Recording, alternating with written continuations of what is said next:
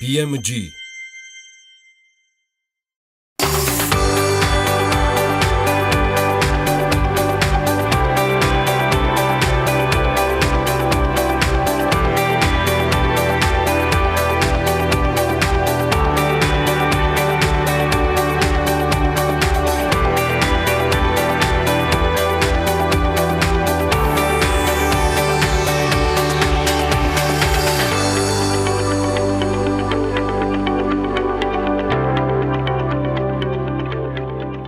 გამარჯობა, ეს BMG-ის ტელეპროექტი ქალების ნარატივია, მე კი მისი დღევანდელი წამყვანი მარიამ ადამია ვარ.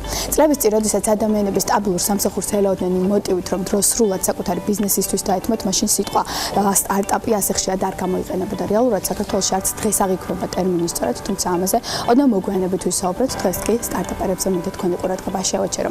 ინოვაციური ტექნოლოგიების მაძიებელ ადამიანებზე, რომლებსაც რამდენიმე წლის წინ თავზე ხელაღებულებად აღიქვამდნენ. დღეს კი ამ თავზე ხელაღებული ადამიანების უმრავლესობა საკმაოდ წარმატებული სწრაფად მზარდი და პროგრესირებადი კომპანიების დაფუძნებლები, იდეის ავტორები და მფლობელები არიან. საქართველოში უკვე რამდენიმე წელია ბუმია სტარტაპების, ყოველ დღე იქმნება ახალი კომპანიები, გვესმის რომ შეიქმნა პროდუქტი ან მომსახურება, რომელსაც ბაზარზე ანალოგი არ ყავს, როგორც ჩანს, ერი იდეის ნაკლებობას არ განიცდის. განსაკუთრებით კი მიხარია ამ ფერხულში ქალების ჩართულობა. სტატისტიკის მიხედვით, ბოლო 20 წლის განმავლობაში ქალ ანტრეპრენიორთა რაოდენობა 114%-ით გაიზარდა. მესმის რომ ეს სტატისტიკა სამწუხაროდ არ ეხმიანება ჩვენი საქართველოს ლოკალურ რეალობას, აქტივობას თუ მაჩვენებლებს. ქალ მეწარმეთა რაოდენობა ბევრი არ არის, თუმცა პროგრესი მაინც სახეზია. და სწორედ ამ მცირე, თუმცა პროგრესირებად სტატისტიკაში სახელდება ჩემი დღევანდელი სტუმრებიც. თუმცა ვიდრე მათ გაგაცნობთ, გადავხედოთ მდინარე ახალმობებს და სულ რამდენიმე წუთში ვართ ისევ პირდაპირ ეთერში.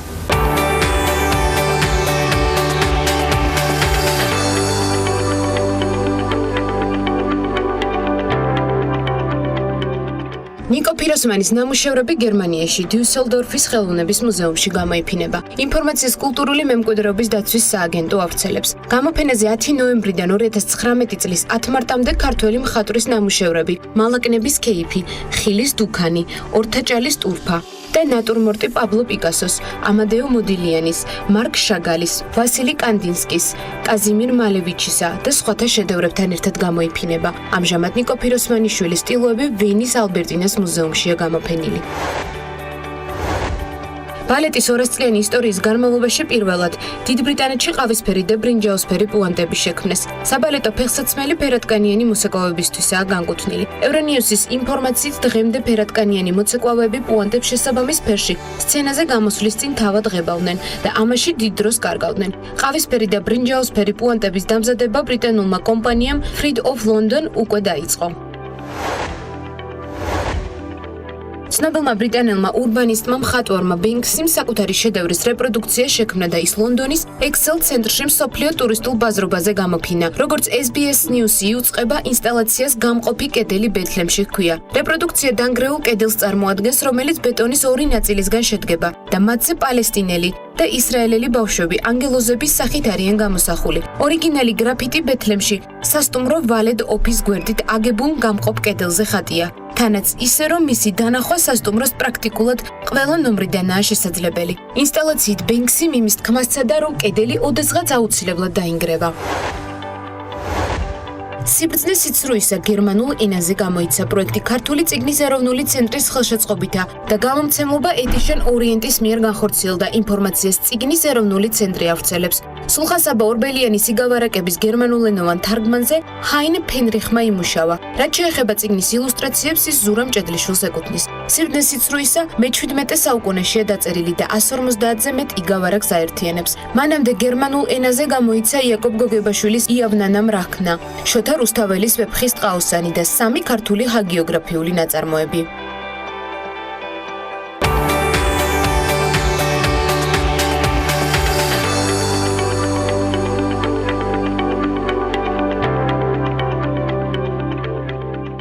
საქართველოს რომ პატარა ქვეყანაა დამწყები მეწარმეებისათვის შეიძლება ითქვას რომ ხელსაყრელია და უპირატესობაც არის ჩვენთან დამწყები ყოველი მეწარმე სხვადასხვა მიუხედავად სქესისა მიუწვის რომ ქვეყნის საზღვრები დატოვოს და ბიზნეს რეგიონალური ან ვისაც გაუმართლებს სწორად გათვლის გლობალური დანიშნულება მისცეს. სწორედ ამიტომ ჩემი აზრით რა თქმა უნდა საქართველოს სტარტაპ ბიზნესის დაწყებისათვის ზოგადად ბიზნესის წამოწყებისათვის ერთ-ერთი საუკეთესო ადგილია და ამას მსოფლიო ბანკის ბოლო ანგარიშებიც ადასტურებს. თუმცა სტარტაპერების თუ დამწყები მეწარმეების წინაშე კვლავ ბევრი გამოწვევა და პრობლემაა. სწორედ ამ გამოწვევებზე ახალ იდეებზე და სიახლეებზე სასაუბროდ დავპატიჟეთ სტუმარი სტარტაპ კომპანია მინდორის დამფუძნებელი მარიტა გენებაშვილი. მარიტა, გამარჯობა. პირველ რიგში სანამ მინდორზე მოვყვებით მაყურებელს, მაინტერესებს თვით თუ არ არის სტარტაპ ბიზნესი ხართ თუ კომპანიის და საქმიანობის ტიპურად სხვა აღქმა გაქვთ?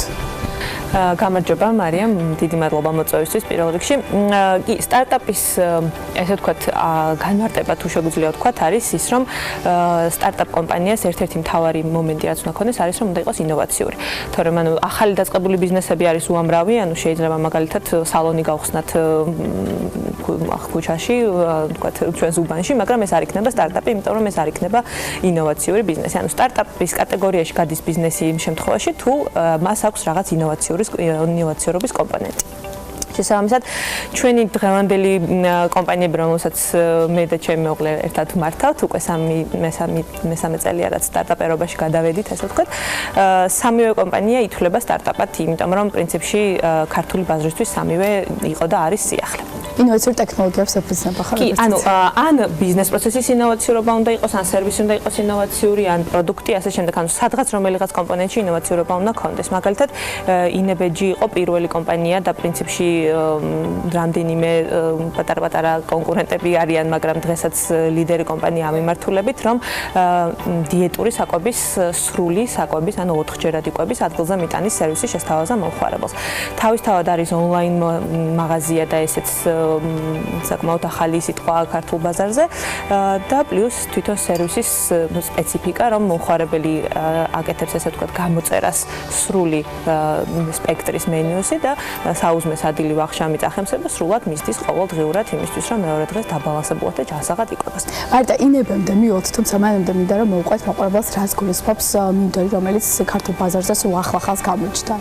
კი, ჩვენ რეალურად არც გამოვჩენილ ვართ ბოლომდე ქართულ ბაზარზე, იმიტომ რომ ეს პროდუქტი ჯერჯერობით პროტოტიპის რეჟიმშია, ხვალ მივფრინავთ ჩინეთში, სადაც გამოფენაზე უნდა წარვადგინოთ უკვე ეს პროდუქტი და ვფიქრობთ, რომ დაახლოებით დეკემბერში უკვე ხელმისაწვდომი იქნება ქართველ მომხმარებლისთვისაც და ზოგადად მომხმარებლებისთვის, რომ შეიძინონ ეს პროდუქტი. მინდორი არის ინტერიერის მრავალდონიანი ფერმა, სადაც რომელიც საშუალებას აძლევს მზარეულებს, შეფმზარეულებსაც და სახლის მზარეულებსაც, რომ სახლიდან გაუსვლელად ყოველგვარი ან აივნის, ან მზიანი ფანჯრის გარეშეც კი გაზარდონ სახლში მათთვის სასურველი მწვანილი თუ მცირე ზომის პოსტნაული. ამ პროდუქტის არსი მდგომარეობს იმაში, რომ ჩვენ შევქმნით ინოვაციური მიწის კაფსულა, რომელიც არის სპეციალური მიწის ნაზავი, სადაც წინასწარ არის უკვე მოთავსებული თესლი. მომხმარებელს სჭირდება მხოლოდ ის, რომ ეს მიწის კაფსულა მოათავსოს მინდორის გროუერში. პრინციპში კადრებსაც ნახავს მომხმარებელი, რომ მარტივად მიხვდეს როგორ. კი, ეს არის სახლის მინი სათბური, ესე ვთქვათ, სადაც ადამიანს არ სჭირდება არავითარი გამოცდილება ან ცოდნა იმისა, თუ როგორ უნდა დათესოს, რამდენი წყალი უნდა დაამატოს, ან რამდენი სასუქი უნდა გაუკეთოს ასე შემდეგ. ანუ ეს ყველაფერი მოხსნილი აქვს, იმიტომ რომ თავისთავად ეს მიწა არის უკვე სრულყოფილი მიწა, უკვე მას აქვს დანამატები ბიოლოგიური ან ბიოსასუქების და ასე შემდეგ, რომელიც უკვე ისეთ გარემოს უქმნის მცენარეს, რომ მარტივად გაიზარდოს, მხოლოდ წყლის დამატება დასჭირდება მომხმარებელს. სტარტაპ კომპანიის შექმნის მიზანი რა იყო? ანუ თავიდან რატო გაგიჩნდათ იდეა, რომ შეგექმნათ ეს მინი სათბური სახლის პირობებში? იცით რა იყო? ჩვენ იქიდან გამომდინარე, რომ ინების სამზარეულო გვაქვს უკვე 2 წელია და უკვე ჩვენ თვითონ როგორც არა მხოლოდ როგორც სახლის მზარეულები, არამედ როგორც პროფესიონალი მზარეულები, ესე ვიძენთ უკვე წლის მანძილზე გარკვეულ მწვანილებს თუ ბოსტნეულს. ხშირად გვაქვს ეს პრობლემა, რომ არის კონკრეტული სახეობები მწვანილების ან ბოსტნეულების, რომლებიც უბრალოდ არ არის ხელმისაწვდომი მთელი წლის მანძილზე, იმიტომ რომ არის ძალიან სეზონური და ჩვენი ქართული სათბურები, ანუ არ უზრუნველყოფენ ამ კონკრეტული პოზიციების წარმოებას მთელი წელი.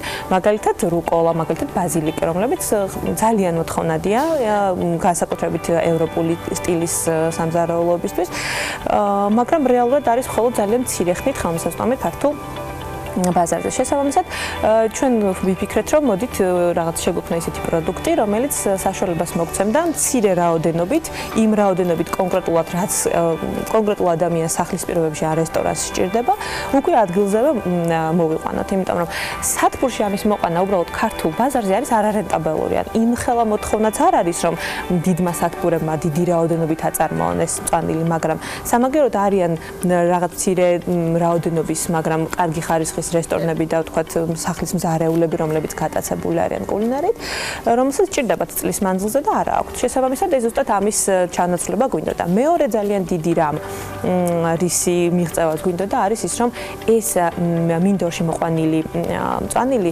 იქნება აბსოლუტურად ბიოლოგიურად სუფთა ჯანსაღი მწვანილი, ანუ უკვე გეცოდინებათ თქვენ, რომ რა პირობებში მოვიდა ეს მწვანილი, ანუ ჩემი აზრით განსაკუთრებით მნიშვნელოვანი იქნება მე როგორც მცირეწლოვანი ბავშვების დედას, ანუ ჩემთვის ძალიან მნიშვნელოვანია ხოლმე ის, რომ ვიცოდე რა პროდუქტს ვყიდულობ. მე ძალიან მიჭირს ისეთი პროდუქტების ყიდვა, რომლის წარმომავლობაც არ ვიცი, ანუ მიუხედავად იმისა, შეიძლება ვიღაცამ თქვას, რომ აი ნამდვილად ჩემს ბაღში მოვიყვანე, მაინც შეიძლება ბოლომდე ვერ ენდო და გაგიჭირდეს, როცა ბავშვისთვის ყიდულობ, იმდენად მნიშვნელოვანია იქ რა ქიმიური სასუქი უკეთდება თუ ასე შემდეგ. და უკვე როდესაც შენ გარანტირებულად იცი, რომ შენ სახლში შენ თვალწინ შენი ხელით მოკრეფილ მწვანილს მისცემ შენს შულს, უკვე ჩემი აზრით ეს ძალიან დიდი რამეა დღევანდელ დღეს, როცა ძალიან ბევრ სხვა პირობებში გვიწევს ცხოვრება ჰაერის დაბინძურებიდან და ასე შემდეგ დაწყება. მარიტა, სანამ იყო მინდორი, მანამდე თქვენ დაფუძნეთ ინებ მიკროგრინი ამ ეტაპზე რას მდგომარეობა არის თქვენს წინა სტარტაპ კომპანიებში?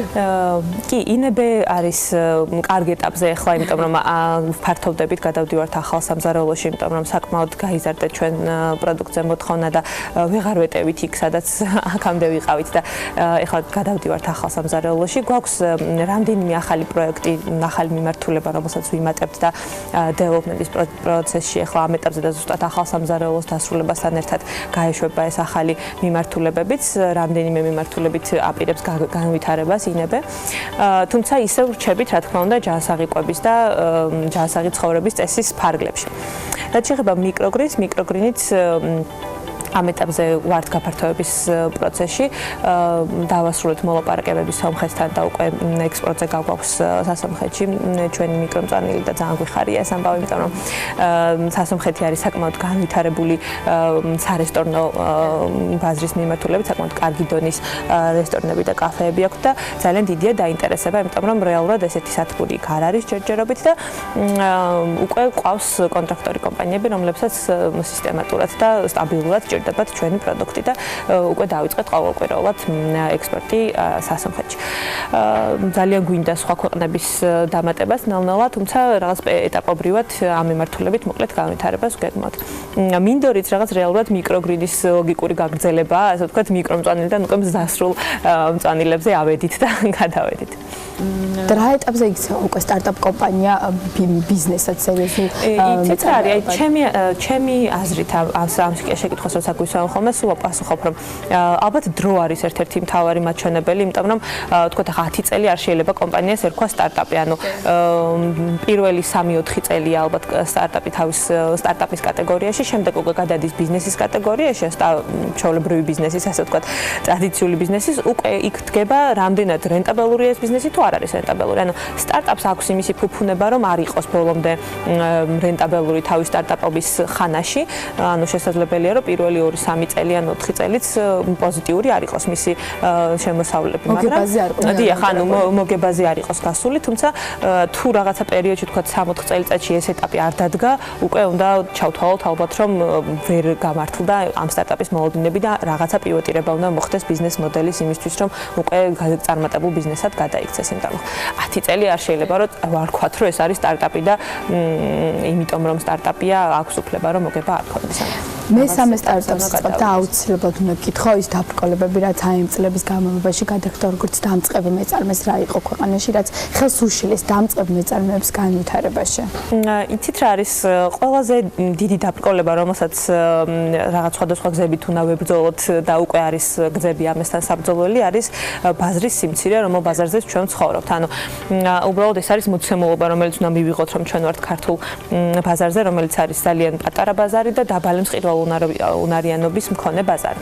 შესაბამისად, ნებისმიერი კომპანია, რომელსაც პრეტენზია აქვს, რომ წარმატებული გახდეს, უნდა ქონდეს ორიენტირი იმაზე, რომ გახდეს საერთაშორისო. სხვა შემთხვევაში ძალიან ცოტა ისეთი ბიზნეს მოდელი, რომელიც საქართველოს ფარგლებში მყოფი მიაღწევს რეალურ ჭეშმარიტ წარმატებას. მეორე საკითხი არის ის, რომ კადრების ნაკლებობაა საკმაოდ, პროფესიონალი და კვალიფიციური კადრების კი თითქმის ყველა მიმართულებით, აი სიმართლე ვთქვათ, დამლაგებლიდან დაწყებული მენეჯერით დამთავრებული ყველა ეტაპზე, ყველა რგოლის კადრში არის კვალიფიციური კადრების სიმცირე. რამდენადაც გასაკვირი არ უნდა იყოს, ქვეყანაში, რომელშიც აი ამ დონის და უმუშევრობა, არა დონის უმუშევრობაზე დღეს ვსაუბრობთ და წუწუნებენ ადამიანები, რომ უმუშევრობაა, ძალიან ხშირად ქონია შემთხვევა, რომ დამლაგებელს ვერ უშუალობთ საკმაოდ საბაზრო ფასად. და ბოლოს აუცილებლად უნდა გკითხოს სამომავლო გეგმებზე, სადაპირებთ ექსპორტის მიმართულებით გაფართოებას და როგორც ადგილობრივ, ასევე საერთაშორისო მასშტაბზე რა გეგმები გაქვთ? დღევანდელი ტექნოლოგიები საკმაოდ კარგად არის უკვე განვითარებული, მაგალითად ონლაინ გაყიდვების არხები გვაქვს კარგი, სადაც მაგალითად მინდორისთვის გეგმავთ, რომ გამოვიყენოთ ონლაინ გაყიდვის საერთაშორისო პლატფორმები, როგორც არის ვთქვათ Amazon და ასე შემდეგ. თუმცა ზოგადად ექსპორტი შეიძლება ესე რომანტიკულად ჟღერს, რომ აი შეგვიძლია მთელ მსოფლიოში გავყიდოთ, თუმცა ძალიან სპეციფიურია თითოეული ბაზარი, თითოეულ ბაზარს სჭირდება მორგება, კომუნიკაციის მორგება, მოხარებლის შესწავლა ასე შემდეგ, ამიტომ ესე ძალიან მარტივად რომ მივუდგეთ რომ თამ სოფლიოში ესე გავალთ მომავალ წელს ბაზარზე, ცოტა რთული იქნება ალბათ. ჩემი აზრით პირველ რიგში საქართველოს ბაზრიდან მეზობელ ქვეყნებში განვითარდებით, რადგან მათთან მაინც უფრო კულტურულად ვიცნობთ ამ ქვეყნებს და შეიძლება რომ მარტივი კომუნიკაცია მოხდეს და უკვე შემდგომ ეტაპზე გადავალთ თქვათ ევროპულ და სხვა ბაზრებზე. თუმცა დღევანდელ დღეს ვთქვათ 10 წლის წინანდელ ეტაპთან შედარებით გაცილებით მეტი შანსი და საშუალება გვაქვს, რა თქმა უნდა, სწორედ ამ ონლაინ გაყიდვების პლატფორმების საშუალებით, რომ ქვეყნის გარეთაც მომხმარებლებთან შევძლოთ მიღწევა. მადლობა მაიტა საინტერესო საუბრისთვის და წარმატებებს გისურვებ როგორც ადგილობრივ, ასევე საერთაშორისო მასშტაბზე.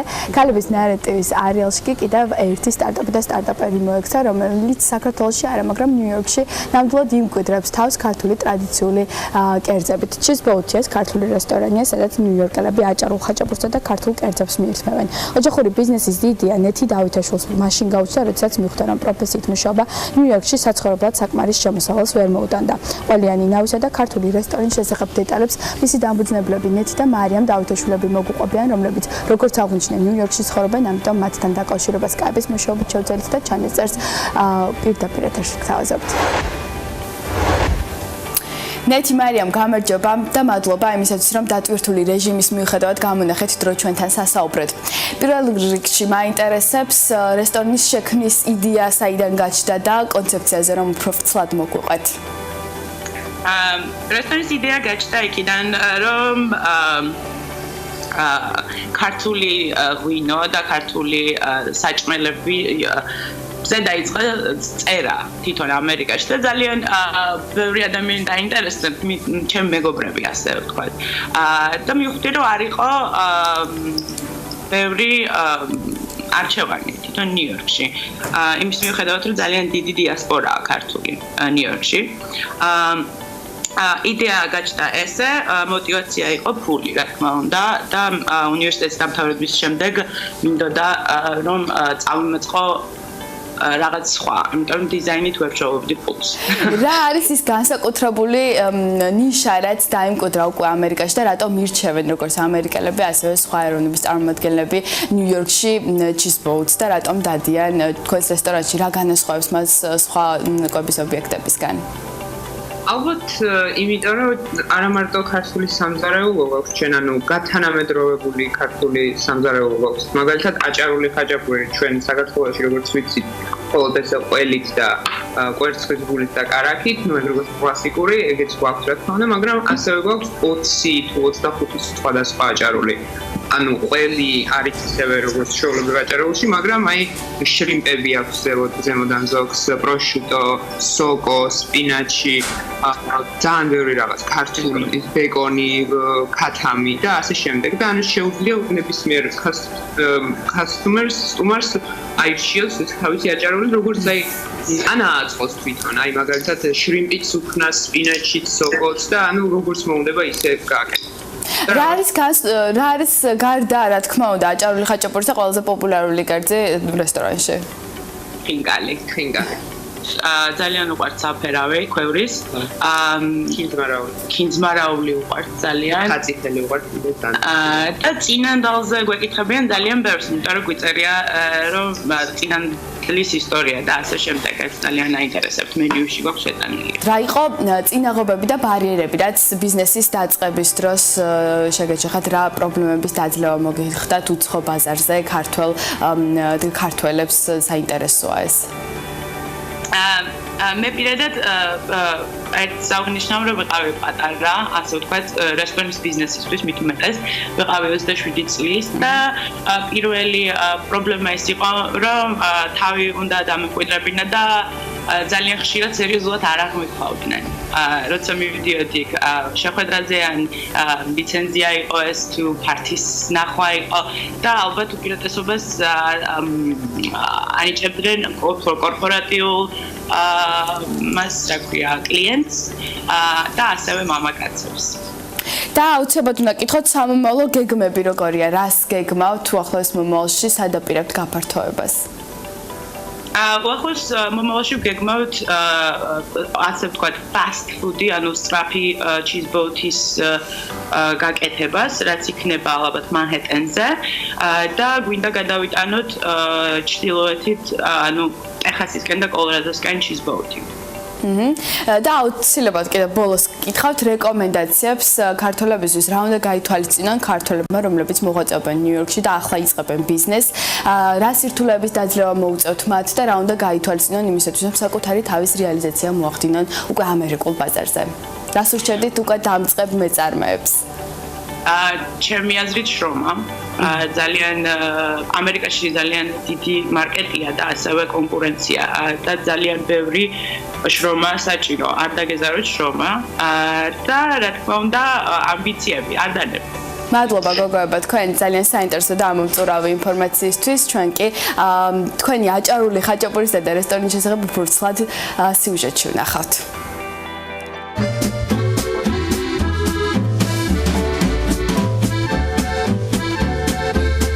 ხაჭაპურს საქართველოში განსაკუთრებული წარსდგენა არ სჭირდება, თუმცა ჩვენი კულინარიის სავიზიტო ბარეთს თავის დამკვიდრება და პიცის მოყვარული ამერიკელების გულის მოგება მაშინ მოუწია, როდესაც ბრუკლინი ყველიანი ნავი და ქართული სულისკვეთება ერთმანეთს გადაეკვეთა. ასე შეიქმნა ქართული ჰიპსტერული რესტორანი ჩიზბოთი, რომელიც ყოველდღიურად ახალგაზრდა ნიუ-იორკელებს უმზადებს აჭარულ ხაჭაპურს, იგივე ყველიანი ნავს, რომელიც გაცილებით მეტია ვიდრე უბრალოდ ყველიანი პური. ამერიკელები აქ ჩვეულებრივი აჭარული ხაჭაპურის გარდა მოდიან რომ დააგემოვნონ ტკბილი მასკარპონეს ნავი ალუბლის ჭირით, ან აჭარული კრევეტებით ნიორწყლის დამატებით, აჭარული ქათმით, ლურჯი ყველით, ბეკონით და ისპანახით. მოკლედ, ბევრია როგორც სახეობა, ასევე იდეაც. ყოლაფრის სათავეში კი ქართული ოჯახი დგას, რომელიც ტრადიციული აჭარული ხაჭაპურის რეცეპტიდან ოდნავ გადახვევას არ შეუშინდა და ექსპერიმენტი პირველად სწორედ ნიუ-იორკში სცადა.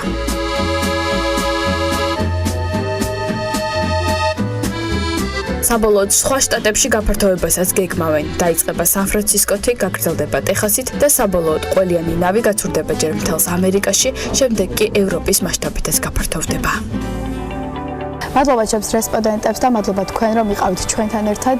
ჩვენი გადაცემა კი ამით დასრულებულია. მე შეგახსენებთ რომ ჩვენი დღევანდელი მასპინძელი იყო ფორუმი ახალი ნათების შოურუმი. მომავალ შეხვედრამდე გაგვშთობებით.